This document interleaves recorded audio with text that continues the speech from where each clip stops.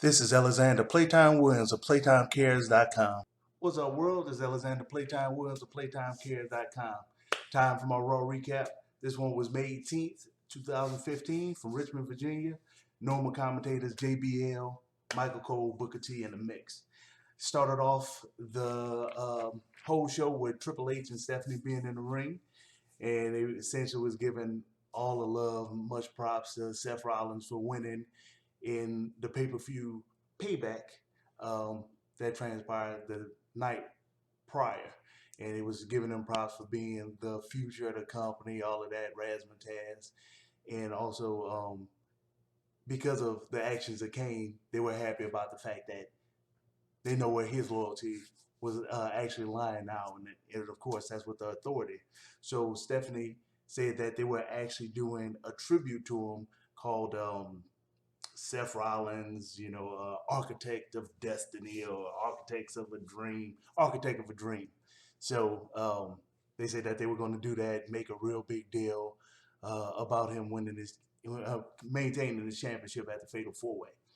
Now, one thing that went crazy is that you saw something behind him and you knew it was a belt, but you kind of forgot, oh man, Intercontinental Championship vacated by Daniel Bryan, because of his injuries.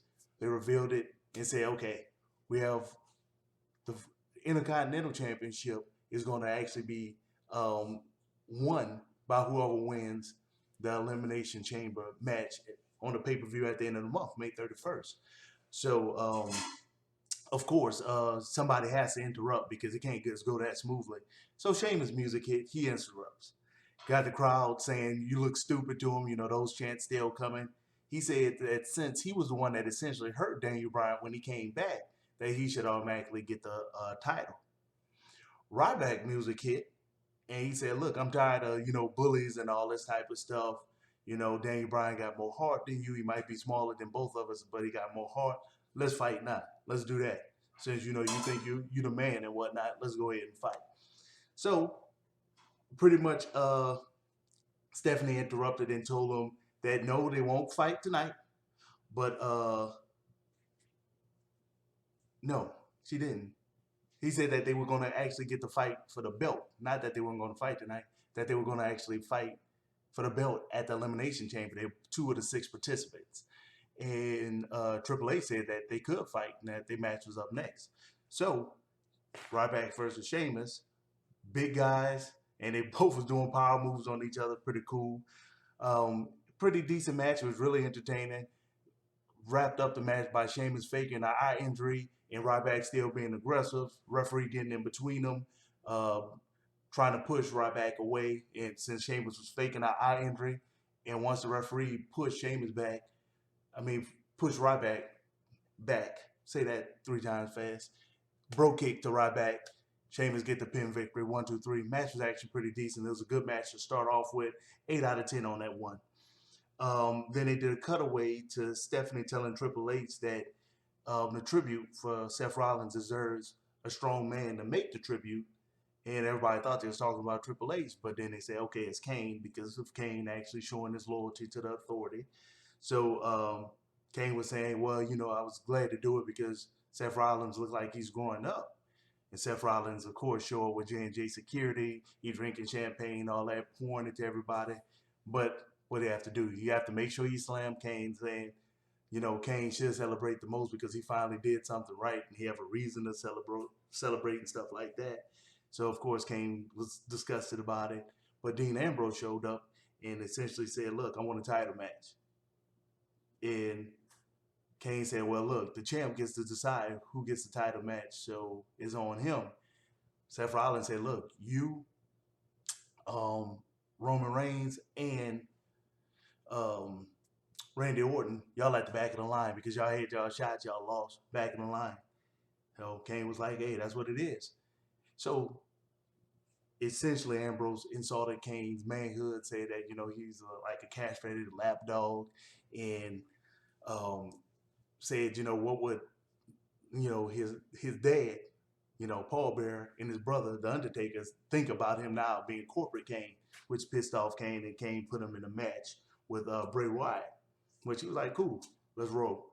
So Renee Young, she was interviewing Neville, and Neville pretty much was saying that he was happy that he was so well received in the WWE and he's wrestled everywhere, but it's just a different feeling to be wrestling in the WWE. And of course, Bo Dallas music hits, another NXT alum. His music hit and tell him that he believed that he really hasn't achieved anything, and pretty much slammed him. And then Neville reminded Bo Dallas that his start as the NXT champion, which Neville is the longest reigning NXT champion in NXT's history. He let him know that his reign started with him beating Bo Dallas for the belt. So Bo Dallas attacked him and just straight up attacked his knee, straight up. And Neville had a match with King Barrett. So of course King Barrett comes out immediately because Neville was injured. Match wasn't all that good at all. I mean, he was hampered by the knee injury, and Bad News Barrett, King Barrett, excuse me. Not Bad News, King Barrett. He pretty much just picked him apart. But the match was still pretty decent. It added to the drama of the saga. I guess that's going to bloom from Bo Dallas and Neville. So about 7 out of 10. So they did pretty much Cena versus Rusev recap from Payback, and showed how Cena was able to maintain the title, which was by Lana coming in the ring saying that Rusev was saying in like Bulgarian or whatever language it is that he quit because they had the mic to his mouth, but he wasn't speaking English, which everybody know that he can, but he wasn't speaking English. So she came and stopped the match. So then the WWE showed that Titus O'Neil won Celebrity Mega Dad of the Year award from everythingfromdads.com, which is a good honor. Show that he's still active in his children's life. That's always important. Be active in your kids' life. So Rusev came in the ring and pretty much crowd broke into "We Want Lana" chants and stuff like that. And he told the crowd that they weren't gonna have any Lana. They were booing him every chance they got. And he pretty much said that Lana is pretty much weak. He would never say he quit and all of that type of good stuff. So Lana actually came out and was like, look, I did what was best for me and you. We're a team. You were saying in Bulgarian that you quit, and I didn't want you injured. So that pissed off Rusev, and he sent it to the back and was like, look, you weak. There is no us. Stay in the back. I told you to stay in the back in the first place. Why you even here? So um, he pretty much just sent it to the back. Then they did a fatal four-way recap of the championship match from Payback to show how Rollins was actually able to maintain his belt. Of course, a lot of outside interference via Kane and via J&J Securities. And then you had the match that Kane made, Ambrose versus Bray Wyatt. And, that had a lot of decent action. They gave the crowd really what they wanted. They both was doing a lot of high-impact collisions. And the crowd pretty much stayed in tune with that match the entire time. So it was a good match, actually. And it actually ended with J&J Security running out and pushing Ambrose off of the top rope, and he went into the Sister Abigail finisher from Bray Wyatt, and he got the pin win. That was about an 8 out of 10 match. And let's see, then they had a Tough Enough compilation. Actually had some really decent ones on there again. And then you had a championship match, tag team championship match. You had Tyson Kidd and Cesaro, of course, with Natalya accompanying, versus the New Day. But stipulation is that Xavier Woods would not be able to be ringside because he cheated at Payback. It caused the New Day to maintain the title. So he was banned from ringside, and it was actually a pretty decent match. And the New Day came out, and of course the crowd was disgusted with them and booing them. They're great heels. And they pretty much let everybody know that they would have a tag team match in the Elimination Chamber, which means that that's 6 teams. And New Day suck chance was just raining at them. And it was a great match. It looked like Cesaro and Kidd was going to get the upper hand. Xavier Woods ran out the back, interfered again, caused them to lose the match. So that brought out the Lucha Dragons, Los Matadores, the Ascension, and the Primetime players, which got a lot of positive pop from the group. So I'm assuming that's probably going to be the 6 teams that's going to be in the Elimination Chamber. The crowd actually broke out into "This Is Awesome" chants when the Primetime players was doing their thing. So that was really cool. So then you had Cena come in the ring, and of course, he's talking up how special America is, which makes the U.S. title such a special title. And then he issued the U.S. title to John Cena Open Challenge. And the NXT champ Kevin Owens came out, which of course the crowd was receptive of it. YouTube him. He does some really crazy stuff. He's a good champ for NXT. Um, so he pretty much plugged the NXT pay per view that you can only see exclusively on the WWE network this Wednesday. He pretty much plugged that, and Cena trying to give him advice, and Kevin was like, "Hey, look, I've been in the game longer than you, so I don't want advice from you. You just got a break when I didn't get a break, and all that type of stuff." So Cena got disgusted with him. Was like, "Look, if you hey, if you don't like what I'm saying, this is an open challenge. If you want some, come get some." So Kevin said, "Nope, don't even. I'm not worried about that. I'll fight you on my own terms." He's like, "Because you think I'm." Then he just kicked him in the stomach. Kevin Owens kicked Cena in the stomach, threw him off the rope, and then power bombed him. So the crowd was really into that. It broke out in the "Fight Owen Fight" chants, which of course is also his Twitter handle. At Fight Owen Fight. That really pretty much solidified having a need to see that NXT thing. It'd be nice if they actually made Cena go over there and interfere in this match, make him lose the belt. That way he can come over to the WWE full time. So then you had Dolph Ziggler versus Stardust, which was probably the worst match of the night. Uh, Too quick of a match. Ziggler won the match. It was really inconsequential. About a 6 out of 10 for that match. And then Ziggler had an interview with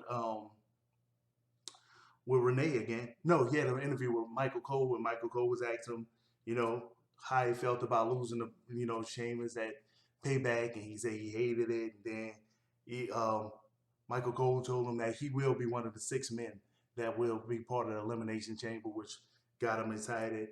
And then Lana, for some reason, decided to come down in the ring, and that came until "We Want Lana" chance.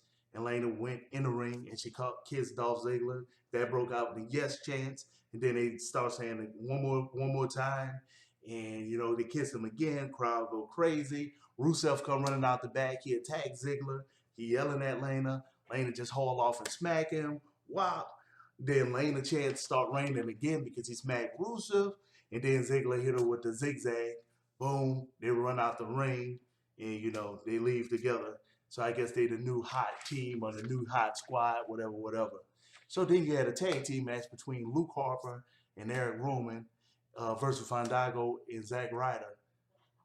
Definitely, like I've been saying for weeks, you need a cruiserweight division. They're not in the same weight class. That wasn't even a real match. 7 out of 10. Man, they got dominated. Luke Harper and Eric Rowan, too big of a guy to be fighting Fandango and Zack Ryder seriously in a tag team thing. But on the positive note, Luke Harper and Rowan looked really, really good in the match. So they show the Bella twins walking, and Steph stops them and tell pretty much Brie that she wouldn't be allowed at ringside because she was worried about her mental health since her husband Daniel Bryan had to vacate the IC title. She don't want mental mistakes to lead to a health mishap by her being by Brie's side. So they did a recap of the Divas match, the tag match between Naomi and Tamina versus the Bella Twins at Payback, which Naomi and Tamina won that one, which led to Naomi versus Nikki Bella for the Divas Championship, and that match was about a 6 out of 10. Here you had Naomi for a month and a half, ever since the UK show, vicious completely. She shows up to the match and she's more of a prankster, a jokester, not vicious at all, not following up with any type of things. I mean, it was horrible. So they had Nikki pretty much, I don't want to call it domination, but damn near dominating her. And I mean, Tamina end up interfering, and Nikki retains her belt via disqualification, and they beating up Nikki Bella, and then Paige comes and run out to the ring. Everybody's excited, and she fights off Tamina and Naomi, and Nikki is like, "Thank you," and then she does the rampage um, on Nikki Bella, which was actually a pretty good. It was a poor match, but it was a good ending. So that was all right. So Triple H, you see him in the back congratulating Kevin Owens for what he did, and then Renee asked him for an interview. Was like, "Hey, what's up with that?" And he was like, "Well, I told Cena that I deal with him on my own terms." And Triple H has been gracious enough. He's allowed me to fight Cena for the U.S. title at the Elimination Chamber. So hey, that should be an interesting match, which leads me to believe that Cena might interfere and cause him to lose the belt, the NXT title, at the pay-per-view Wednesday, which would make it a much more interesting, you know, clash once they actually happen to do each other come 2 weeks from now on May 31st. And then you had the Seth Rollins tribute, and had red carpet and everything over the ring, and Triple H and Stephanie and Kane in the ring, and they got the Justin Bieber chants going, and they saying that they just so happy that they picked Seth Rollins as the champion, and that he's he's the face of the company, all that type of stuff. And they said everybody was going to say something positive about um, Seth Rollins, which they started off with Kane saying something positive, and Kane was struggling, but he said that he realized that Rollins was best for business, and Rollins was like, "That's it." He's like, "No, I made you this video montage," and they played it, and it was a really cool one. And Jamie Noble grabs the mic and say, "Hey, it's been a pleasure serving him." And then the other Jay in the J&J security was about to say something. Dean Ambrose music hit. He come in the ring and said, "Look, I want a rematch." And Stephanie was like, "Man, you ain't getting no rematch. Hey, man, we got a fighting champion. Rollins, go beat him up." So they start fighting. It spreads out to the ring. Dean Ambrose reveals that he got the cinder blocks because you remember months ago, Dean Ambrose was questioning whether or not he'd ever be able to wrestle again because Seth Rollins did the curb stomp on Dean Ambrose while his head was on those cinder blocks and messed up his neck. So he revealed that he had cinder blocks. He put Seth Rollins on it, headed steel chair. Stephanie was like, "No, wait, I got you. If you let him go, you get to have the title match." And so he let him go, and then they end up jumping him and whatnot. And in the end, Seth Rollins ended up hitting the pedigree on him, Triple H move, which Triple H had told him earlier that he saw himself inside of Seth Rollins. So he hit the pedigree on Ambrose and pretty much ended the show like that. This actually was a pretty decent show without without a couple of questionable matches in there and questionable writing with those matches. But overall, this was actually a decent show. Follow me on everything. It's always Playtime Cares. Whether it's Twitter, Pinterest, whatever. I mean, it's always Playtime Cares. Just look it up. Google me. I'm there. Playtime Cares. And as always, comment on the stuff. Let me know what it is you want. Hey, if you want to donate to the cause, I even got donation buttons. Hey, playtimecares.com, playtimecares.org. Hit me up. You can email me, whatever. All the contact information is on my pages. Hit me up, comment, do whatever. Peace.